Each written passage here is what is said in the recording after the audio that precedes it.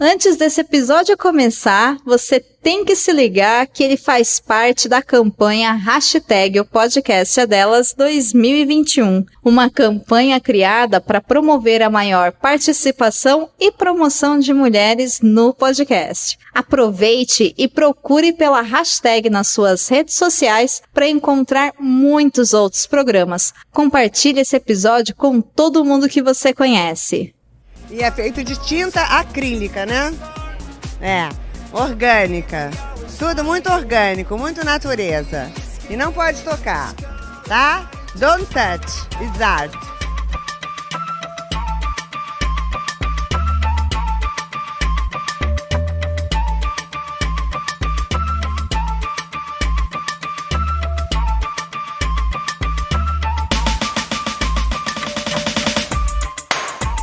E aí, gente perdida? Tá começando mais um Não Pode Tocar. Eu sou o Rodrigo Hipólito e este é o segundo episódio da nossa quarta temporada. Antes de começar o conteúdo do episódio, eu vou dar aqueles recadinhos de sempre e mais alguns outros. Vai ser bem rápido porque a vida tá mais acelerada do que eu gostaria. Primeiro, não se esqueça de que tudo que a gente comenta no episódio tá linkado e listado na descrição completa, na postagem original, em notamanuscrita.com. Lá você encontra não apenas os nossos episódios, mas crônicas, resenhas de livros, artigos, críticas, contos, textos de processo, fotografias, vídeo performance, ilustração e diversos outros trabalhos que a gente produz. Se ficar com preguiça de digitar notamanuscrita.com no seu navegador, basta clicar na imagem de capa do episódio, que na maioria dos tocadores de podcast você será redirecionado para a postagem original. Aliás, nós estamos presentes em todos os tocadores de podcast, também no Spotify, no Deezer e em quaisquer outras plataformas comumente usadas para ouvir música. Você pode ouvir a gente no nosso canal do YouTube e até receber os episódios por e-mail. Todas essas formas de acesso estão linkadas na descrição do episódio, além dos nossos endereços para os perfis pessoais dos integrantes do programa e os nossos perfis oficiais no Twitter e no Instagram. Você pode acompanhar a gente em ambas as redes como @nãopodetocar, sempre com o D de pod no mudo, e quem comanda as nossas redes é o Tiwi, o nosso cão podcaster. Vai lá ganhar uns lambejos do Titi. Aproveite e compartilhe esse episódio e indique o Não Pode Tocar para outras pessoas, e isso já nos ajuda e muito. Agora, se você quiser e se você puder ajudar a gente ainda mais, considere apoiar a gente financeiramente. No final da postagem você encontra o link para o nosso PicPay, através do qual você pode contribuir mensalmente com R$1, R$2, R$5 mensais ou com qualquer valor esporádico. Acesse picpay.me/não pode tocar e ajude um projeto independente. Outro lembrete que eu quero fazer é sobre o banco de dados do projeto O Podcast é Delas. Como você ouviu aí no spot de abertura, na voz da Domênica Mendes, este episódio faz parte da campanha de 2021. Além da campanha anual, o site opodcastedelas.com.br mantém uma base de dados com nomes e contatos de mulheres podcasters. Então, se você está procurando vozes de mulheres para falar sobre os mais diversos assuntos, busca lá nessa base de dados e com certeza você vai encontrar um nome que se encaixe com o episódio que você quer gravar. Um último lembrete é sobre o livro Feliz por um Tris, da nossa queridíssima Camila Salotto. A Camila lançou esse livro de poesias no comecinho desse ano, lá em janeiro, e ele está disponível no Kindle Unlimited e também para encomenda impressa. O link para comprar o livro está na descrição do episódio, e já que a gente vai falar de literatura hoje, nada mais adequado do que aproveitar a escuta deste episódio com o acompanhamento de um bom livro novo. Dados os recados iniciais, neste episódio, a Fabiana Pedroni, o Denis Almeida e eu vamos falar sobre odiar os clássicos e outras tretas literárias. Bora lá pro episódio!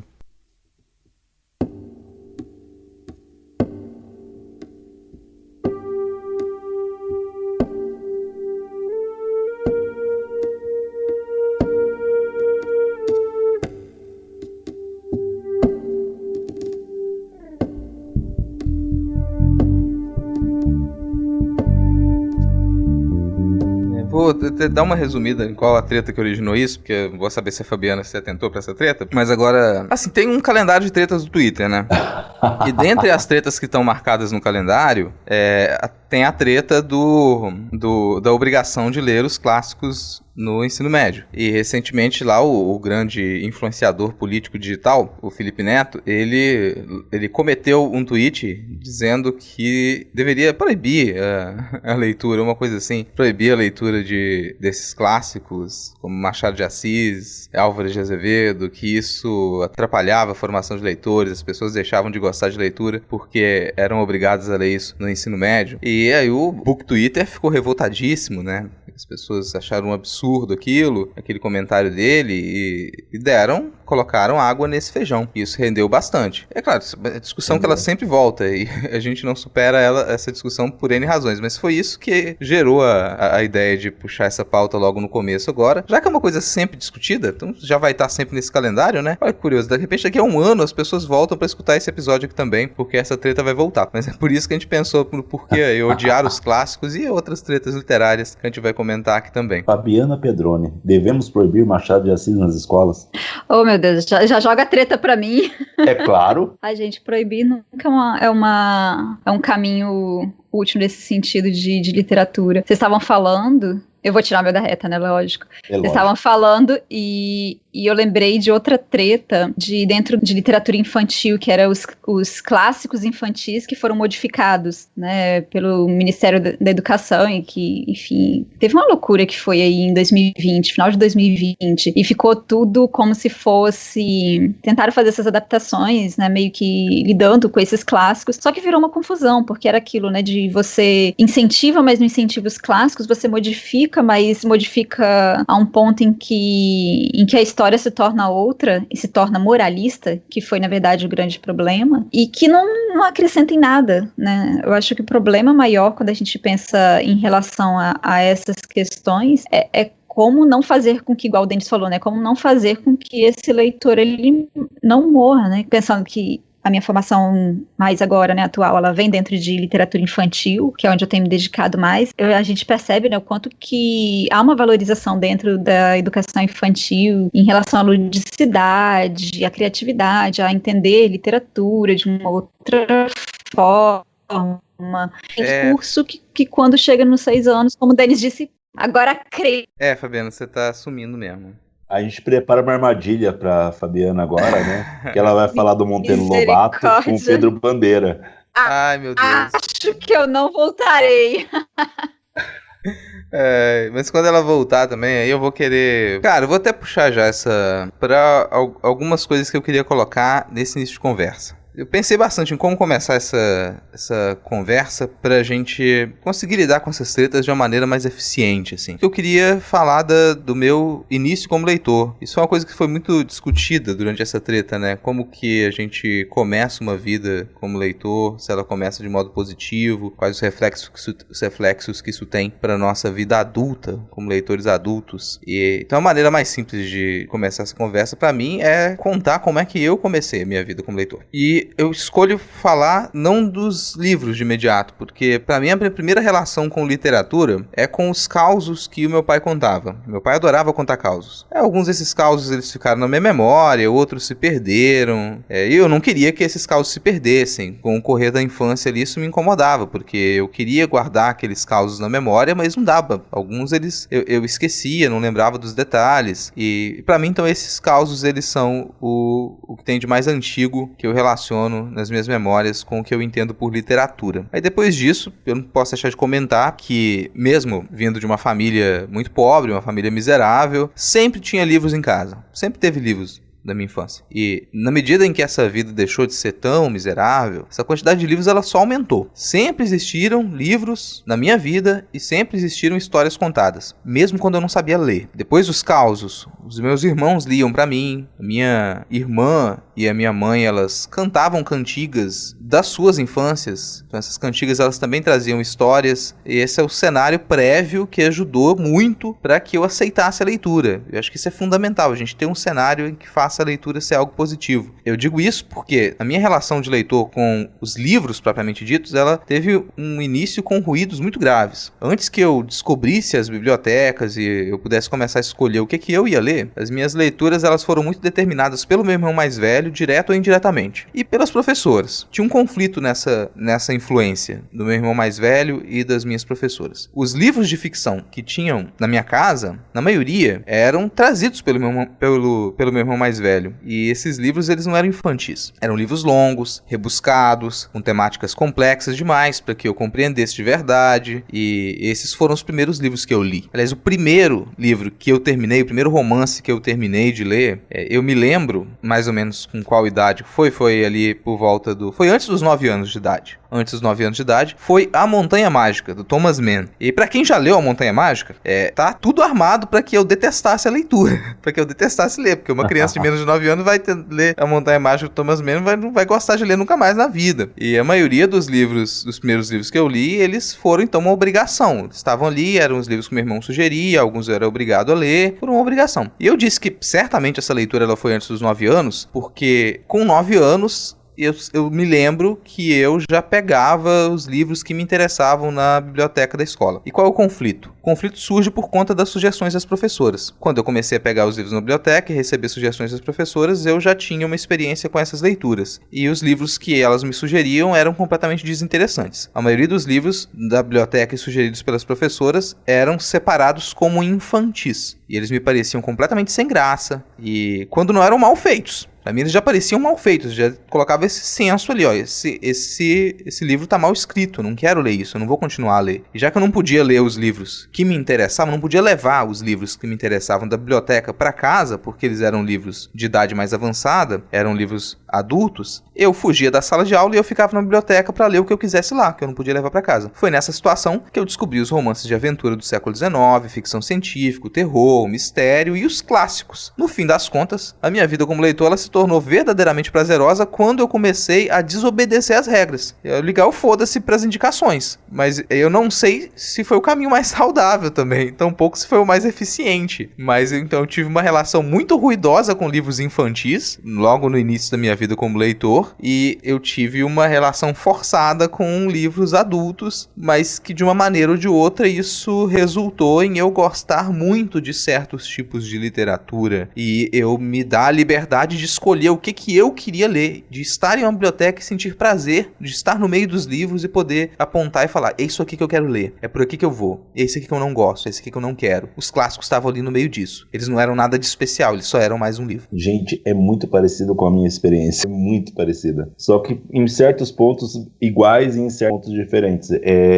Eu também, né, vim de uma família pobre e na minha casa mesmo não tinha livros. Meus pais não tinham.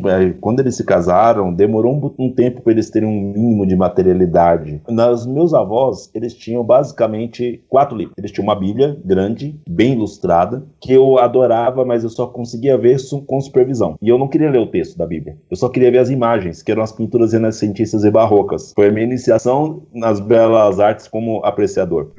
Tinha 2 livros de história completamente em quadrinhos, de um desenhista chamado Júlio Herme. Ele pegava o texto de um livro didático inteiro e ele colocava as imagens de quadros, e quando ele não tinha, ele fazia na base dessas mesmas pinturas ilustrações e meio para dar a impressão de quadrinhos, mas não tinha arte sequencial. Mas a criança não queria saber disso, ele estava vendo História do Brasil em quadrinhos, mais ou menos do descobrimento até o fim da ditadura, parava no Geisel a história. Então eram uns livros que não tinham um final feliz hoje, né? Mas pra época eu não fazia ideia do que eu tava lendo. Eu só lia lá do Tiradentes, da Guerra dos Emboabas, dos Bandeirantes, por aí vai. Mas aí vem uma história que eu adoro, eu amo essa historinha, porque tinha também Ana Terra do Érico Veríssimo. E ele tava lá, era um livro feio, ele era amarelo, a Ana Terra não era desenhada com muitos detalhes, era praticamente uma sombra. Confesso que eu achava a capa do livro meio assustadora, sabe?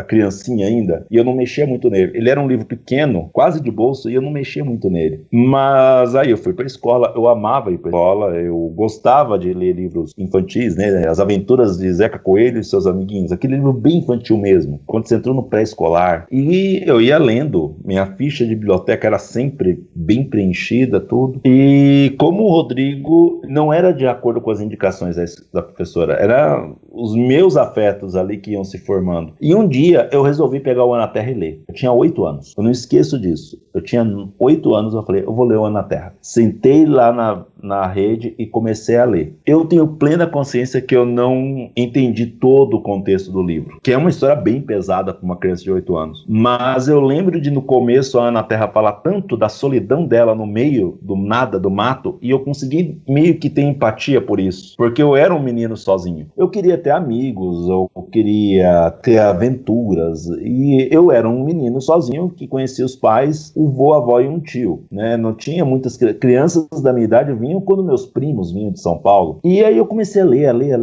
Teve um momento muito engraçado, né? Que, pra quem conhece o livro, a Ana Terra, em dado momento, ela engravida. Só que no texto não é falado, eu engravidei, porque ela própria não sabia direito o que estava acontecendo. E aí ela fala, o meu período não veio. E isso assusta ela. E eu lembro que eu fiquei intrigado, falei, o que quer dizer isso? O meu período não veio, sabe? O aluno, quando chega num ponto do texto que não tem o vocabulário para ajudar, e eu fui pedir ajuda, né? Pedir ajuda para quem? Pro adulto mais próximo. Quem era o adulto mais próximo? Minha avó. E eu cheguei pra minha avó, vó, o que quer dizer isso aqui? E aí, minha avó, constrangidíssima, teve que me ensinar a primeira lição na minha vida sobre menstruação e o que significa quando ela não vem. E isso foi uma leitura sofrida também. Eu lembro que eu terminei o livro de teimoso, mas quando eu terminei, eu me senti tão bem, tão orgulhoso. Aí tem uma conotação que o Rodrigo não falou, se ele teve ou não, mas eu tinha, vou ser sincero, eu tinha um orgulho. Eu acabei o livro. A criança foi lá, olha só, eu li um livro adulto, não tinha nenhuma ilustração no miolo, sabe? Olha como eu não sou mais aquela pessoa que lê Zeca Coelho e seus amigos. Agora eu leio Ana Terra. Sim, cara, é uma mistura de orgulho com, nossa, agora eu sou uma pessoa mais forte, agora eu sou tem algo a mais, porque eu terminei de ler esse livro. Você se sente bem, né? É que nem a criança, quando sai da 4ª série, atual 5º ano, e chega no... Agora eu posso usar caneta para escrever no meu caderno. Olha só como eu sou adulto, olha como eu sou maduro. E aí eu fui gostando dessa ideia, né, de que, olha, as pessoas olhavam para mim, me viam lendo um livro e falavam, nossa, olha que menino inteligente. E isso, essa vaidade, ativou o leitor em mim também. Isso eu não posso esconder, esse pequeno pecado. Eu não fui só pelo gosto, eu fui pelo status que gerou. Uma coisa interessantíssima é que as professoras me elogiavam muito e tudo, só que elas falavam, apesar dele ser um mau aluno, ele lê bem. Apesar dele ser um mau aluno, porque eu era um garoto que aprontava muito na escola. O tempo todo. Uma hora, uma professora minha, se ela estiver ouvindo, que eu ainda tenho um mínimo de contato com ela, a professora Edilma, ela me mandava de castigo pra biblioteca. Então não era igual o Rodrigo que fugia da aula pra ir pra biblioteca, não. Me mandaram pra biblioteca pra ser o castigo. E eu adorava ir pra biblioteca. E aí eu podia ler. Talvez ela soubesse disso, tá? Eu tenho certeza que ela sabia disso. Eu tenho certeza que ela falou, não, eu não, no sentido da leitura, eu não tenho muito o que oferecer pra ele. Deixa ele ficar lá lendo, porque ele já faz isso tão bem. Ela teve essa leitura de mim, eu agradeço muito. A gente vai chegando no 6º ano e quando eu cheguei em São Paulo teve uma quebra gigantesca, porque eu perdi aquela biblioteca que é a biblioteca da minha infância, que era da minha escola. Eu fui para uma escola que não tinha biblioteca. Eu perdi contato com os meus livros, dentro de um contexto que eu perdi contato com meu pai, minha mãe, meus avós, meu tio, na época. Eu vim para cá, para São Paulo, do dia para noite, literalmente, para tratar de uma doença do meu irmão. Eu me vi órfão dos livros. Eu tinha um livro só que meu avô tinha me dado, que era o Menino Maluquinho. E eu gostava muito desse livro, e eu andava com ele pra baixo e pra cima quando era menor. E até esse livro ficou em Minas por muito tempo. Até eu ir lá e resgatar na casa dos meus avós. Então eu me sentia órfão. E aí, devagar, eu fui recuperando isso. Eu tô falando muito na visão do Denis aluno, não do Denis professor. Parece que as professoras, elas faziam de propósito. Eu vou escolher o livro que eles menos vão gostar. Aí eu lembro que uma professora, a professora Nancy, da 7ª série, ela entrou substituindo. Ela me deu O Mistério dos 5 Estrelas, do Marcos Rey, da coleção Vagalume. E aí eu gostei do livro, porque ele não era tão denso quanto Ana Terra, mas ele era mais instigante do que a média que eu lia. E quando eu acabei de ler o Marcos Rey, a coleção Vagalume, ela era sacana, né? Porque porque ela te dava um bom livro para um infanto juvenil às vezes. Quando você terminava o livro e virava na contracapa, você tinha um caminho para drogas mais fortes, né? Porque tinha a coleção Vagalume, meio que como um álbum de figurinhas que você tinha que ler tudo. E eu me propus a ler tudo e li, de fato. Mas não porque uma escola me pediu. Toda vez que uma professora me pedia para ler o livro, para fazer uma prova, para fazer qualquer coisa, eu achava chato pra caramba. Só que eu fui um garoto que, para não perder aquele status, qual era a minha postura? Eu li o livro chato. Vamos cortar o professor de literatura, Fabiana. Cortar o professor de literatura. Como é que foi a sua relação aí do início de leitura? O início de uma vida como leitora? Acho que nem precisava você ter dito isso de cortar. Eu já ia cortar agora, porque... Na hora que você falou, eu não consigo ter memória de livros que não te marcaram com certo prazer, eu não tenho essas memórias que vocês costumam ter em relação a livros dentro da sala de aula, sabe, da escola, porque até os meus 10 anos, até a 5ª série, eu estudava numa escola que não tinha biblioteca, e era aquelas escolas que eram uma sala só para duas turmas, né, para primeira, 2ª série, acho que era a primeira e 2ª série, não, primeira, 2ª, 3ª e 4ª, era muito interior, era a 2ª série olhando pro quadro da frente e a 3ª e 4ª série olhando pro quadro de trás. Então era aquela loucura, né, imagino como que uma professora dava conta de tudo isso, né, dividia a gente em fileiras, e no meio de tudo isso eu não consigo lembrar de nenhum livro que tenha indicado ou que eu tenha lido nessa época. Eu só lembro que em casa eu tinha, acho que uns 3 livros de princesas, alguma coisa assim, mas bem fininhos, e que tinha umas ilustrações bonitas que acabou virando recorte no final das contas, mas que eu não encarava aquilo ali como um livro para ser lido, né, mesmo pensando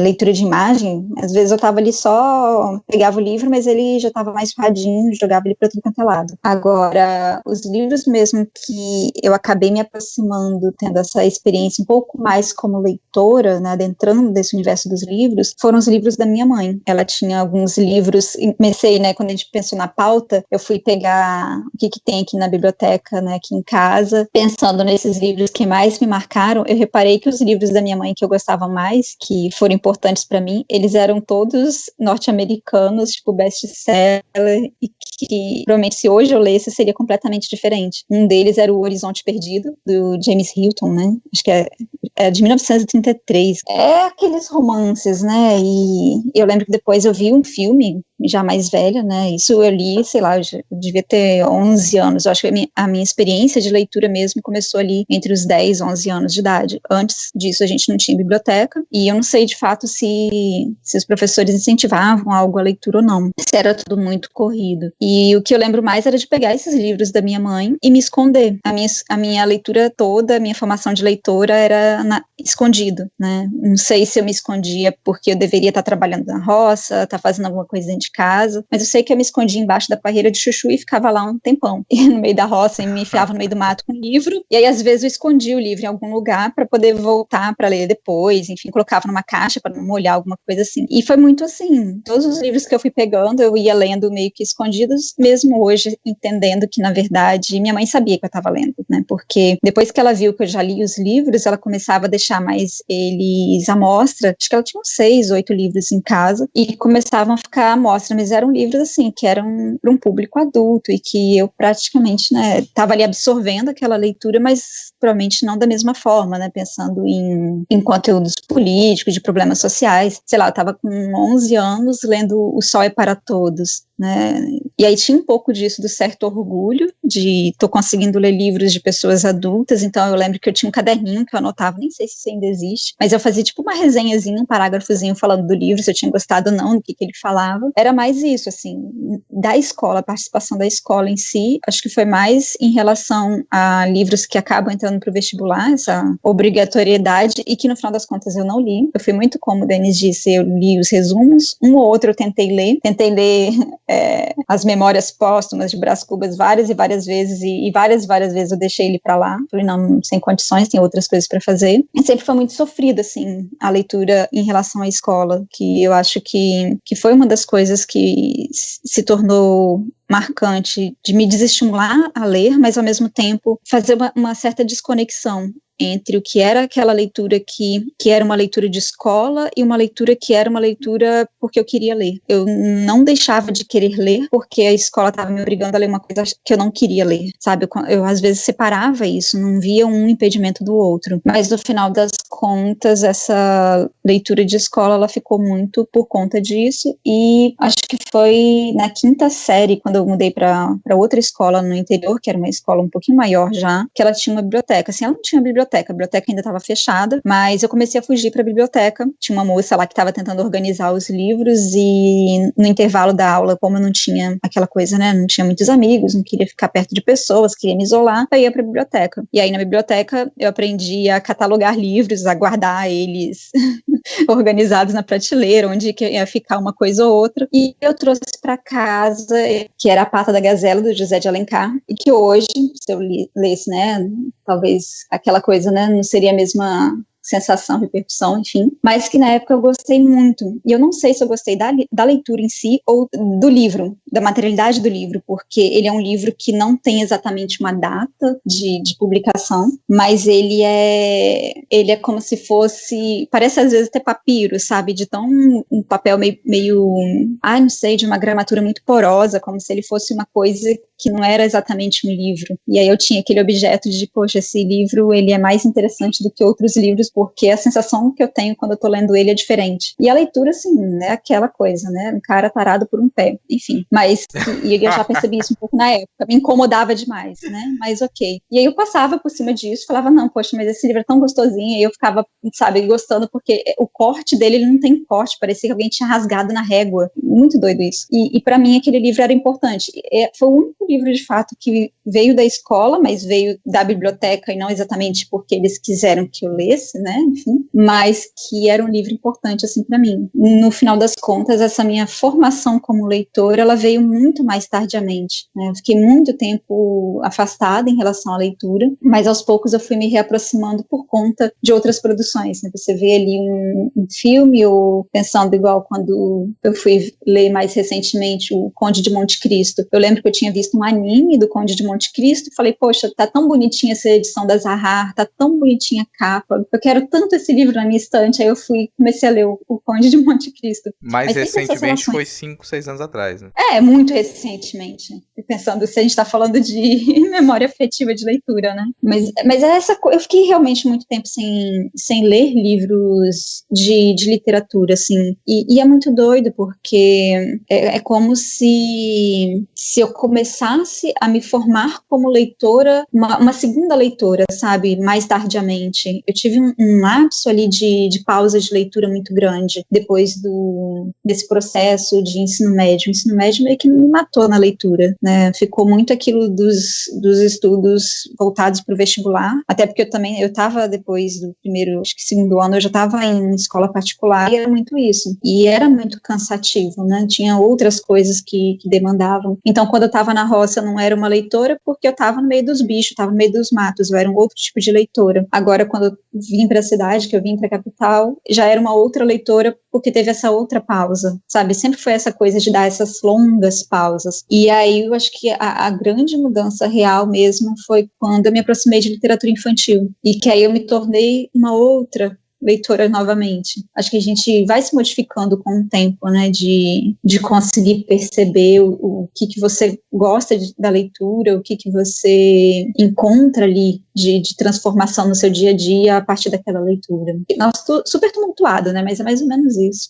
Até pensando que a gente se apresentou como leitores aqui agora, são relações... A minha e a do Denis um pouco mais próximas, mas ainda distintas. São 3 históricos diferentes de formação de leitores e são 3 profissionais da educação. É interessante a gente pensar nesse ponto agora, já que a gente está falando de interdições e permissões na leitura e na formação de leitores. Na medida em que você falava que você fugia para ler embaixo do pé de chuchu, e que em algum momento você parou a leitura de ficção também, eu me lembro de um momento em que eu tive esse ato, que foi quando eu me mudei também para uma cidade maior. O Denis comentou isso agora há pouco, né? Eu me mudei do interior de Minas para quando eu ia fazer a 5ª série, é o 6º ano de hoje. Me mudei aqui para o Espírito Santo, para uma cidade maior, para Vila Velha, e a minha primeira relação com a biblioteca da escola ela foi muito negativa. Primeiro porque a pessoa que cuidava da biblioteca era uma secretária que não tinha formação em biblioteconomia e aparentemente não era uma pessoa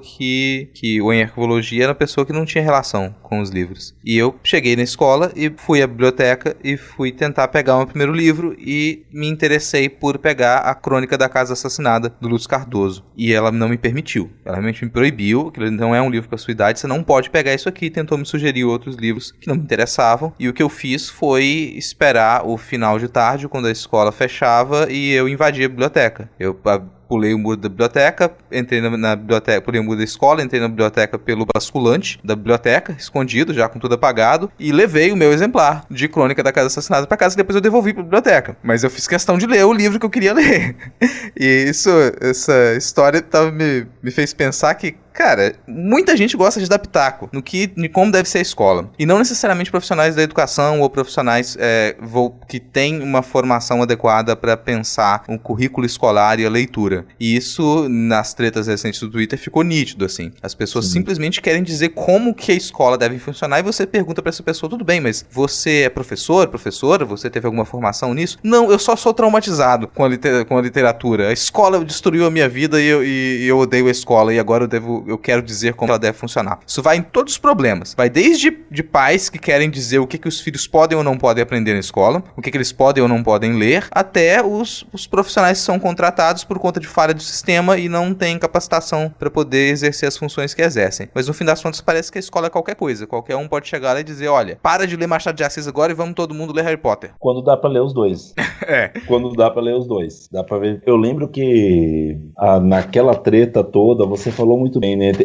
A maior parte das pessoas que se manifestavam ou eram os traumatizados, eu não gosto de Machado de Assis porque minha professora me obrigou a ler. E as pessoas que, elas até são leitores, mas elas, por não terem a vivência de trabalhar numa escola e tudo, elas acham que é simples assim, olha, se você sugerir outros livros, eles vão ler. Quando o que ficou patente na treta de lemos ou não os clássicos, é que nós não somos uma civilização letrada, se é que sequer somos uma civilização. A gente não gosta de livro, a gente não dá valor, nunca deu, de fato, a isso tudo, fora de uma certa elite. E aí o que acontece? Fica muito um cheirinho de... Machado de Assis não é para qualquer um. Não é qualquer um que vai ter capacidade de entender Dom Casmurro, de apreciar Memórias Póstumas. Quando as chaves são outras, talvez, olha... E se a gente se preocupar em dar as ferramentas para as pessoas realmente apreciarem isso da maneira que devem. Nunca se pensa nisso. Se pensa em ou a gente valida essa leitura ou a gente invalida, ou se quer, às vezes quer realmente censurar. Olha, não pode, é ser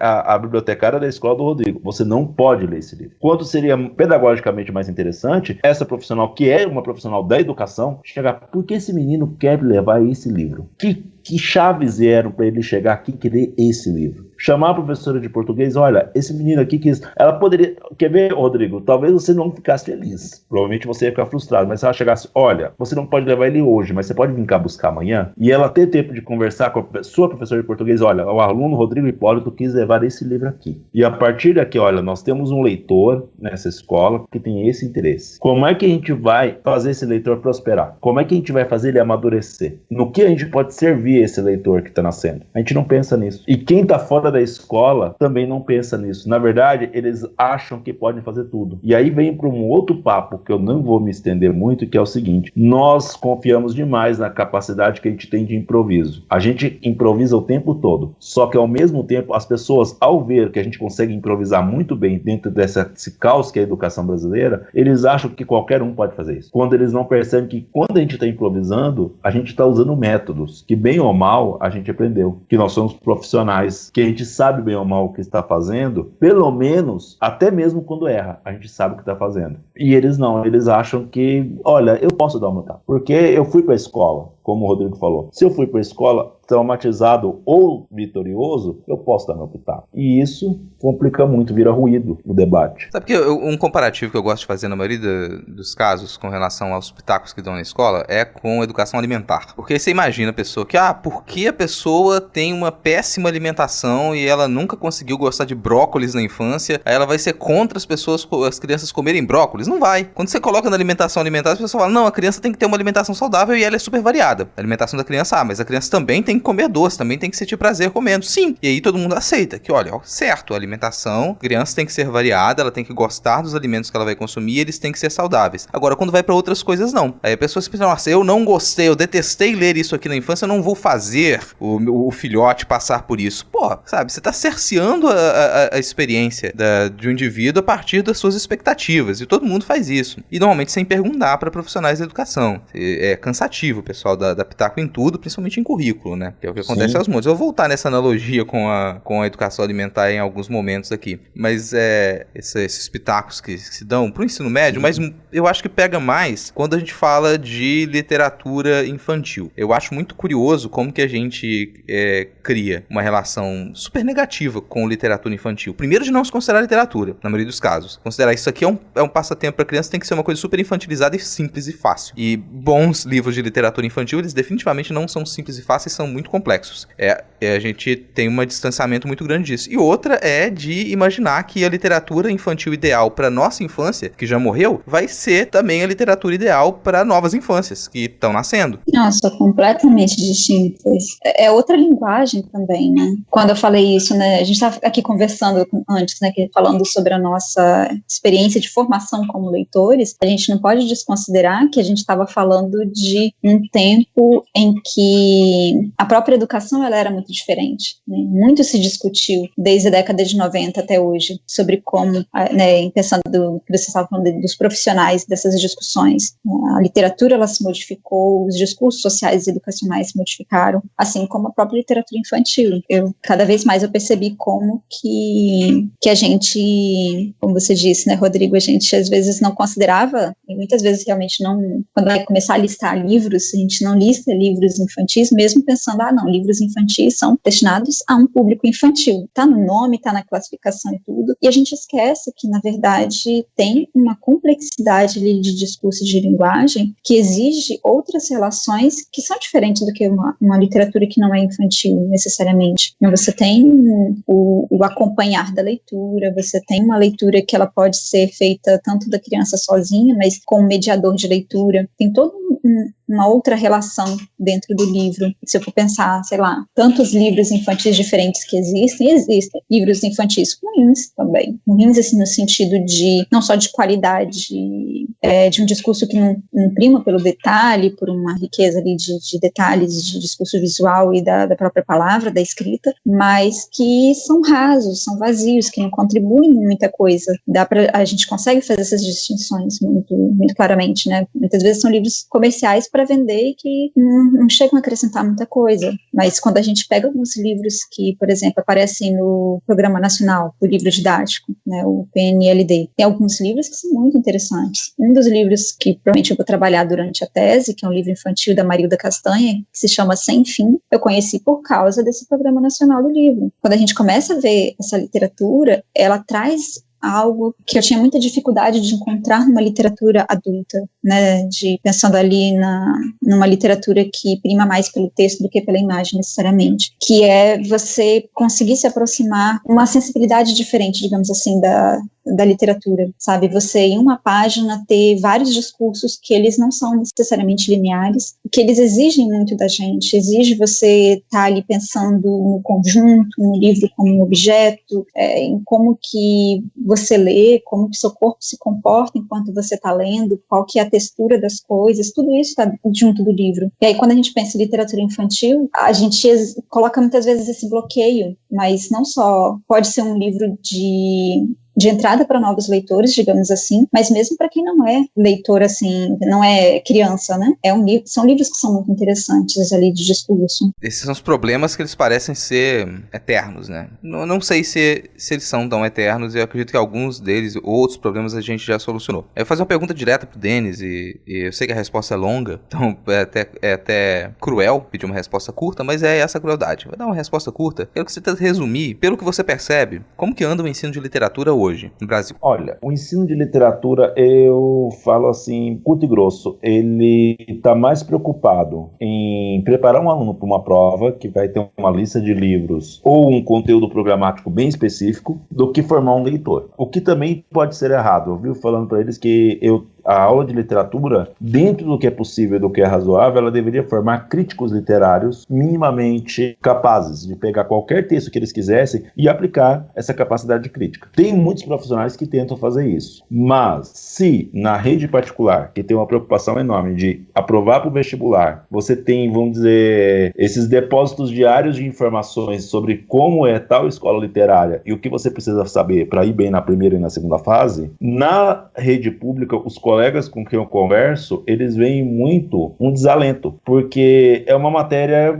quase que inexistente na prática. O professor chega, ele dá a aula, passa o conteúdo da prova, os alunos raramente leem os livros, eles leem os resumos, fazem a prova, conseguem passar e a gente finge que está tudo bem. Então nós temos uma elite que ela não é leitora, ela é ledora, e aí você tem uma grande massa de pessoas que, ao invés de receber as ferramentas para fazer uma leitura crítica de maneira realmente significativa, a gente finge que ela lê. Quando, na verdade, eu acho que é uma reclamação geral e é uma reclamação legítima, o que nós estamos formando são pseudo-ledores. Pseudo-ledores. Eu não gosto desse coisa de analfabetismo funcional, porque eu acho que é muito complexo esse termo. Eu acredito sim em pseudo-ledores, pessoas que elas são capazes de identificar letras, são capazes de ler mensagens, elas são capazes de escrever. É só você ir no Facebook, é só você ir no grupo da família, você vai ver, as pessoas conseguem escrever, elas conseguem ler, mas o quanto elas se relacionam de maneira íntima com os textos, aí já diminui bastante. É mais raro a pessoa que tem uma relação íntima com o texto, seja produzindo, seja recebendo esse texto. E as aulas de literatura poderiam mudar isso, só que não existe nenhum interesse nem para a maior parte das pessoas que está na rede pública, e também não há um interesse para os que querem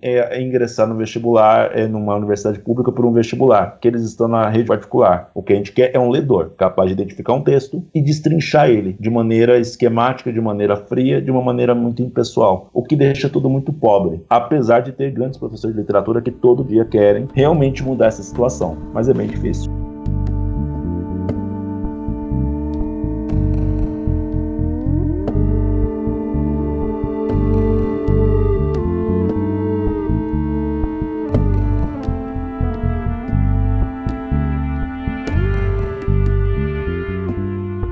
A partir disso que o Denis comentou agora, vamos puxar um último bloco aqui, que ele vai ser mais direto também. E isso pra mim tem relação novamente com a analogia da educação alimentar. Eu acho muito difícil a pessoa dizer que não gosta de algo, que odeia algo, que tem repulsa por algo, se ela não sentiu o sabor daquilo. Como é que você pode odiar uma comida que você só engoliu? Se você só pegou aquele pedaço de coisa, engoliu, não sabe o que é, não sentiu o gosto, não se deu o trabalho de sentir a textura, de mastigar, é um pouco difícil de você dizer se gosta ou se não gosta daquilo. Isso pra mim, a relação com a leitura, o que sintetiza um pouco disso que você falou é essa ideia. A gente faz com que os estudantes eles engulam esse alimento literário sem realmente sentir o seu gosto, sem realmente sentir a sua textura. Ele só tem que saber, olha, eu vou pegar isso aqui e eu vou engolir. E eu vou conseguir digerir. Isso é um processo cortado, cerceado. O seu organismo vai digerir aquilo, vai ser funcional, você vai comer aquilo, você vai continuar sobrevivendo porque você está comendo, mas essa digestão,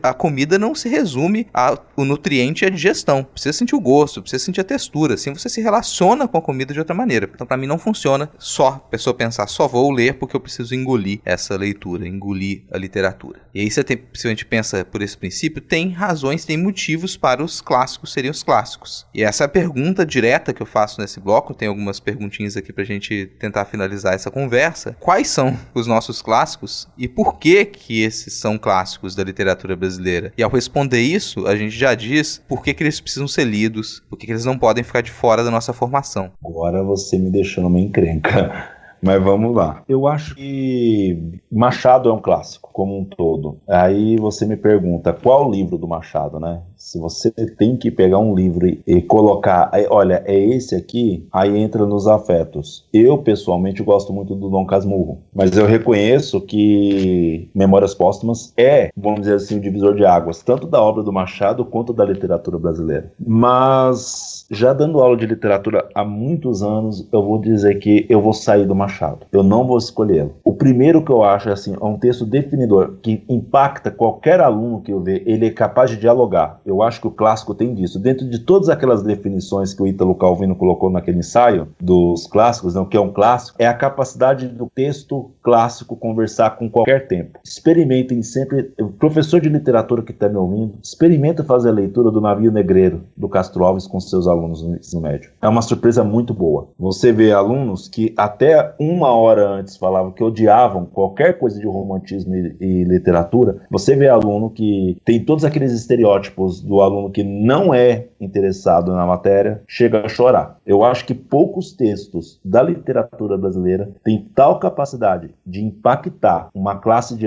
alunos de 40, 50, 30 alunos como o Navio Negreiro do Castro Alves. Se for para escolher um, seria esse, Rodrigo. Então, eu daria uma resposta diferente, mas ela não discorda do que você falou. Porque eu vou dar uma resposta que ela tá nessa mesma analogia de comida, que... E é uma resposta com perguntas, porque se a pessoa se questionar por que esses livros eles são clássicos, por que esses autores são clássicos, e por que eles devem ser lidos, tente se fazer essa mesma pergunta com comida. Por que a coxinha é clássica? Por que o pão de queijo é clássico? Por que o arroz com feijão é clássico? E provavelmente as mesmas respostas que você vai encontrar para poder defender uma comida que você fala, isso aqui é um clássico da culinária brasileira, essa resposta é válida para a literatura. Perfeito. Eu concordo muito com isso, eu gosto dessa analogia. Eu estava ouvindo você falar dessa questão de todas essas analogias culinárias que você colocou. Eu fiquei pensando, né?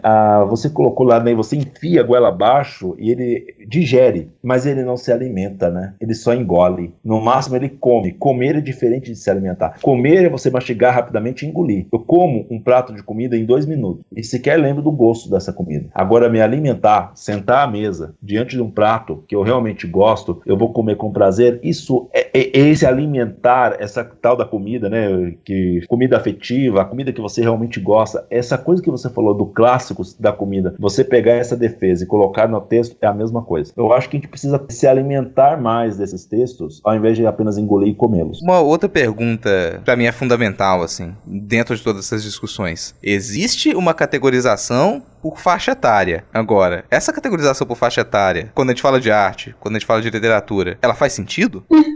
Ela faz sentido para quem, que em contexto. Se a gente for pensar se ela faz sentido para a organização, se ela faz sentido para você ter certo cuidado com alguns tipos de conteúdos que eles podem ser complicados para uma infância, por exemplo, você ter um livro que ele descreve várias e várias cenas de sexo e você passar isso para uma criança, né, de 6, 7 anos, isso vai ser muito complicado. Provavelmente ela não vai querer ler também, mas a classificação ela pode ser útil, toda categorização ela pode ser útil para você encontrar os pares, mesmo para quando você está procurando outros livros, isso te ajuda a criar ali um direcionamento, digamos assim, mas esse direcionamento ele não deve ser uma forma de enclausuramento, são coisas completamente distintas. Se eu penso igual quando vocês estavam falando isso, né, em relação à literatura infantil, que é um dos pontos que mais me pega, assim, quando eu penso em faixa etária, né, de você dividir ali o que é um livro para a primeira infância, um livro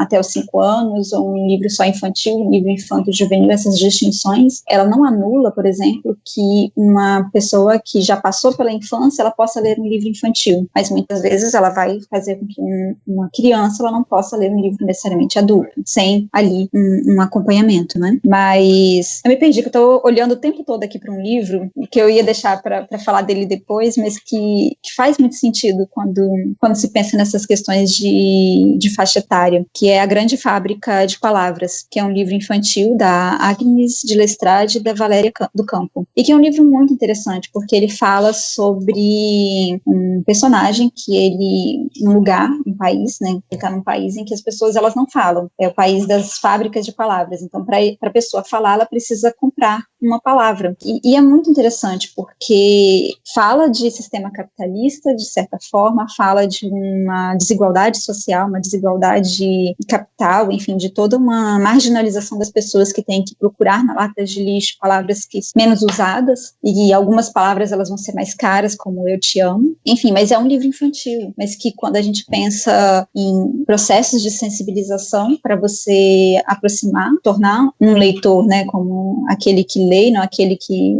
engole as palavras, como vocês estavam falando, ele vai ser muito útil, porque quando a gente pensa em literatura infantil, é como se a gente tivesse essa possibilidade desses pequenos pedaços, esses pequenos docinhos, para você conseguir fazer com que todo um discurso em volta do porquê ler, como ler, ele se desenvolva num livro que você consegue discutir em um espaço de tempo menor. Lógico, você consegue expandir para maior tempo, mas também num espaço de tempo menor. Então você não vai precisar engolir as palavras correndo, porque o ano está acabando, você tem que fazer a prova, você tem aquele tempo ali determinado, e dá para ser trabalhado de alguma forma. Muitas vezes eu acho que essas classificações, elas são úteis para você evitar que haja um prejuízo psicológico por algum, né, como eu disse antes, mas que não deve ser uma amarra, né? Elas podem ser úteis, mas quando você gosta de um livro, isso não deveria ser um problema. Não sei se eu respondi direito, eu tô dando voltas e voltas hoje, tô super desnorteada. Primeiro episódio que eu tô gravando, meu Deus do céu.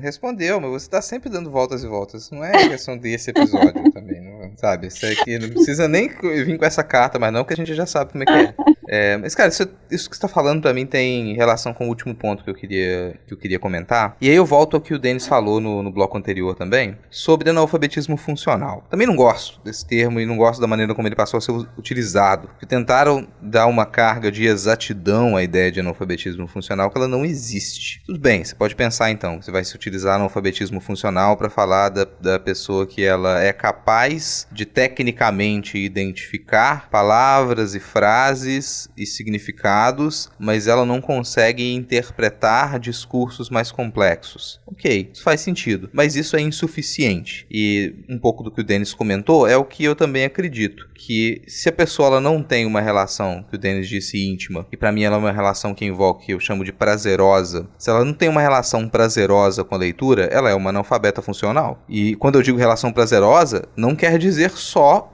as sensações positivas, porque o prazer não envolve só sensação positiva. O prazer ele envolve desgaste, o prazer ele envolve um pouco de dor, o prazer ele envolve esforço, envolve sofrimento. Então o prazer ele tem tudo isso. Ele não é só o campo com unicórnios, sabe? Ele pode ser sofrido também. Então pra gente, se não se tem uma relação prazerosa com a leitura, pra mim isso ainda é identificado como analfabetismo funcional. E aí você perceba que a minha concepção de analfabetismo funcional é muito mais extensa. Pra mim, boa parte das pessoas que se consideram super alfabetizadas e que elas dizem que são capazes de entender um discurso porque elas conseguem ler os relatórios da empresa, elas são analfabetas funcionais porque elas não conseguem ter prazer com a leitura. E isso, pra mim, entra num debate que ele também é ali tá no calendário de tretas literárias do Twitter, que é literatura, entretenimento ou sofrimento. Isso voltou recentemente ao debate por conta da nova categoria de premiação do Prêmio Jabuti. E agora tem uma categoria de literatura de entretenimento.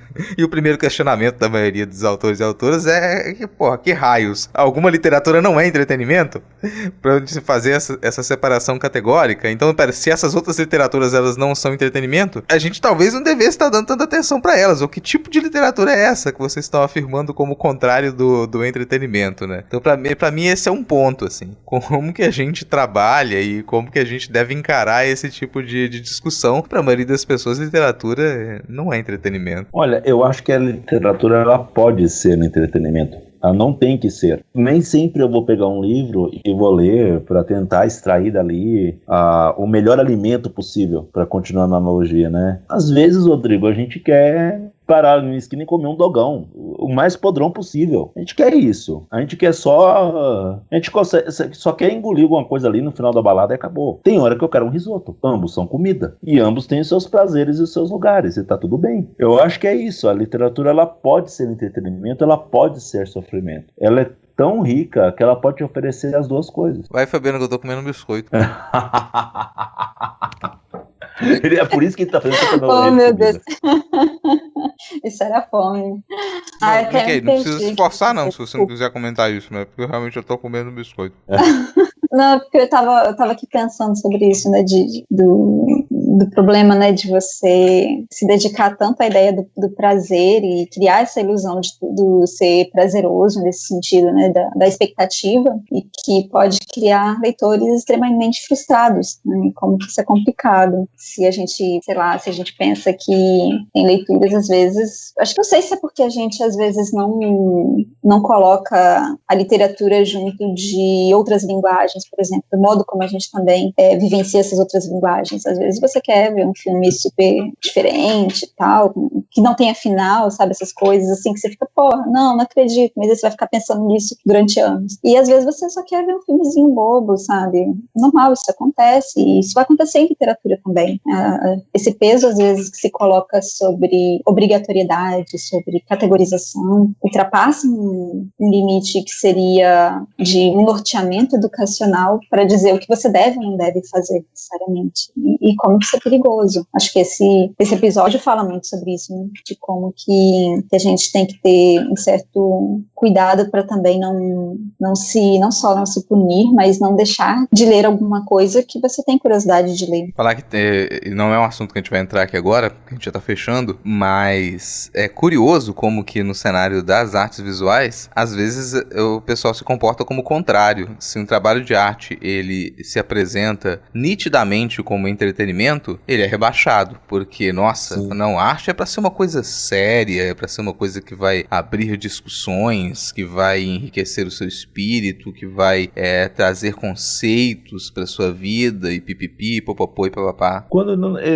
dá pra ser as duas coisas, como eu disse, né? É aquela coisa, é a arte redentora ou a arte disruptiva, quando ela pode ser apenas e somente agradável, né? E é esse ponto, gente. Sim, a gente tem um episódio, a gente tá gravando 1h30, tem um episódio, vamos fechar por aqui? Sim. Pra fechar o programa, eu não vou trazer muitas outras indicações, porque a gente já falou o título e alguns autores aqui, uma série de livros, todos eles valem a pena, e eles vão estar listados aqui na descrição do episódio, então quem quiser, não se lembrou de algo que a gente comentou, não pegou bem o nome de um autor, de uma autora, na descrição do episódio você encontra a lista de tudo que a gente comentou. E eu gostaria de deixar algumas divulgações e uma indicação. A indicação que eu vou deixar é de um clássico que o Denis comentou, do Machadão, o grande Machado de Assis. Tem um livro lançado pela editora Plutão Livros, tá em e-book, que é sobre a imortalidade de Rui de Leão.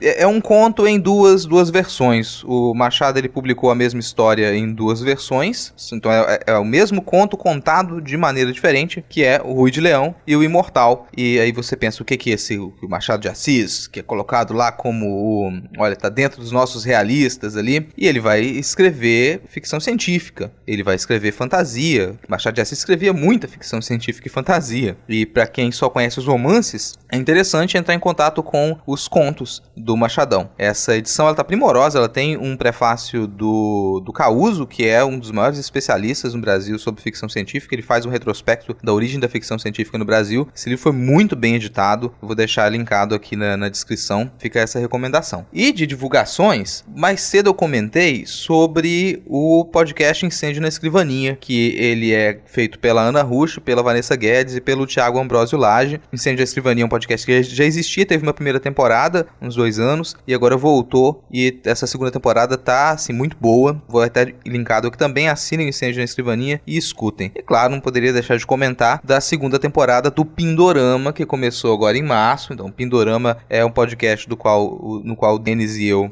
e mais a Ana Rush, o Senhor Basso e o Samuel Muca, com convidados. A gente comenta em cada episódio uma narrativa curta da recente ficção especulativa brasileira, publicada em revistas de acesso gratuito. Vai estar linkado aqui também, é a minha segunda divulgação. Vou dar mais nenhuma mensagem final, que eu já falei pra caralho nesse episódio também. E tem alguma divulgação ou indicação, Denis, além do que de todos esses livros que você já comentou aqui durante o episódio? As divulgações você já fez, né? Porque eu tô aqui e tô no Pindorama agora. Então, as divulgações estão feitas. De indicação, apesar de a gente falar muito, eu queria ter falado dele antes e eu vou falar agora. Tem um livro que é uma adaptação em quadrinhos da Ilíada e da Odisseia, escrito pela Marcia Williams, que é primoroso. É assim, se você quer deixar uma criança fascinada pela Ilíada e a Odisseia, entrega pra ele a Ilíada e a Odisseia adaptada em quadrinhos pela Marcia Williams, que é muito bom. Tem detalhes primorosos do tipo a mãe a Tete segurando o Aquiles pelo calcanhar pra molhar e a Morte, a caveirinha, falando, ó, esqueceu o calcanhar, hein? Que é maravilhoso. Tem umas tiradas maravilhosas no sentido gráfico que vale muito a pena, as crianças adoram. E, por experiência própria, porque eu já fiz isso algumas vezes, eu sugeri o livro, a pessoa leu no 6º ano, chega no 3º, ela lembra do livro. E ela tem uma visão da Ilíada e da Odisseia que é raro de você ver hoje. Então, Ilíada e Odisseia adaptação em quadrinhos pela Marcia Williams. Fica essa indicação. Bom, acho que de indicação, pensando em clássicos, ou talvez às vezes não tão clássicos, mas eu lembrei a outra volta do Parafuso, do Henry James, porque eu li esse livro e logo agora, acho que foi ano passado, né, lançaram o seriado na Netflix, A Maldição da Mansão Bly. E aí quando começou a passar o seriado assim, eu falei, gente, que estranho, parece que eu conheço essa história, e aí que eu fui me tocar que, na verdade, o começo ali estava baseado nesse livro da Outra Volta do Parafuso. Acho que além dessa indicação, acho que eu falei algumas outras, né, do Conde de Monte Cristo, tem o anime que é o Gankutsu, também interessante. Eu acho que é isso, talvez pensando, eu sei que a gente está falando sobre clássicos, mas também de propor diversidade de leituras, às vezes vale a pena procurar em redes sociais, enfim, no Instagram, no Twitter, alguns perfis que são das mais variações possíveis do Leia Mulheres, né, Leia Mulheres em Vitória, Leia Mulheres no Espírito Santo, enfim, e que vão trazer várias postagens trazendo escritoras mulheres, pensando em literatura mais clássica, até pensando em literatura mais atual. Isso aí, ó, muita coisa para o pessoal acessar, muita coisa para o pessoal ler. E lembrar disso que, olha, a gente falou de livros, mas a leitura ela tem diversas formas, tem diversas mídias. Então, onde você puder procurar leitura, em qualquer mídia, em qualquer canal, vai ser válido. E, inclusive, você encontra os clássicos em todos esses canais. Ah, não tá com disposição para pegar um calhamaço desses clássicos e levar pra cama para você dormir e quebrar o seu nariz quando cair na sua cara? Pega um audiobook, pega um audiolivro, vai ouvir um audiodrama, vai assistir uma dramatização. Isso a gente tem aos montes. Todos esses clássicos, eles produziram muita coisa, e essa é uma das muitas razões pelas quais são clássicos. Eles tiveram desdobramentos. E se você conhece os clássicos, você se relaciona melhor com os desdobramentos dos clássicos, com a influência que eles tiveram naquilo que você consome hoje. Essa é a minha mensagem final. E ficou até bonita, nem tinha escrito isso. Coisa bonita que saiu aqui agora de improviso, né, cara? Muita inspiração. Tá vendo?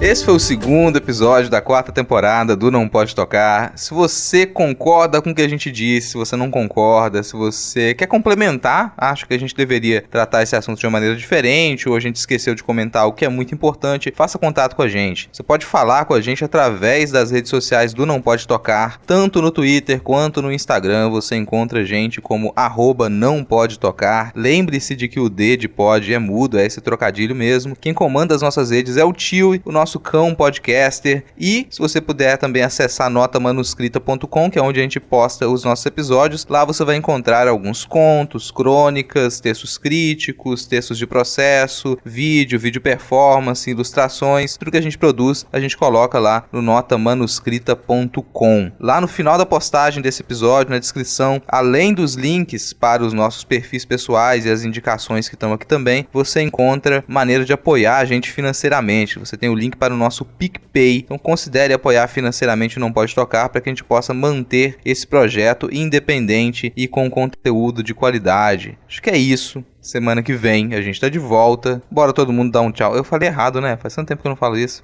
Esqueci meu jargão. Caramba, esqueci meu jargão agora, peraí. Acho que é isso. Se nada der muito errado, semana que vem a gente tá de volta. Bora todo mundo dar um tchau. Tchau. Valeu, falou. Falou.